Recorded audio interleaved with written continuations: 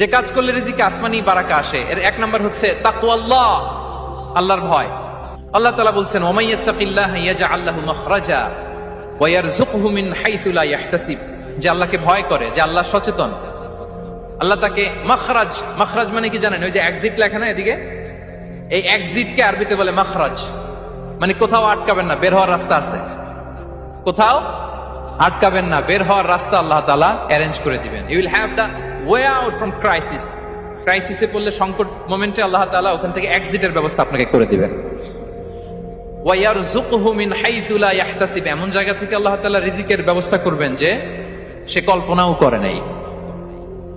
এরকম অনেক সময় হয় না যে আমি ভাবিও নাই যে এখান থেকে আমার রিজিকের বন্দোবস্ত হতে পারে, কোত্থেকে যে রিজিক চলে আসলো। এরকম জীবনে মাঝে মাঝে হয় কি হয় না?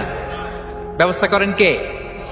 যারা আল্লাহ তাআলাকে ভয় করে, যারা আল্লাহ সচেতন, তাদেরকে আল্লাহ তাআলা স্পেশাল রিজিক দিয়ে ধন্য করেন।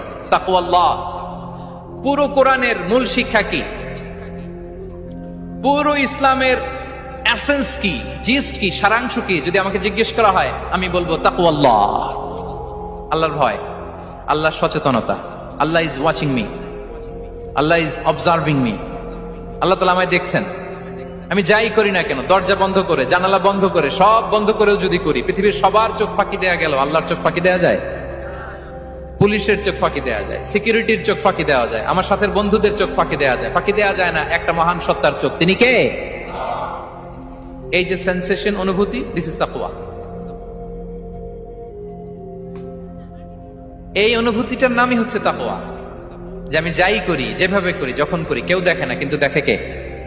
কেউ যেটা দেখে না সেটা দেখে কে? দিস ইজ তাকওয়া। এই তাকওয়ার চর্চা যার মধ্যে আছে তার রিজিকে বারাকা নেমে আসবে। আমরা যেন তাকওয়ার চর্চা করি, আমাদের ছেলে মেয়েদের জন্য এটা শেখাই যে কেউ দেখে না বাবা, কিন্তু আল্লাহ দেখে।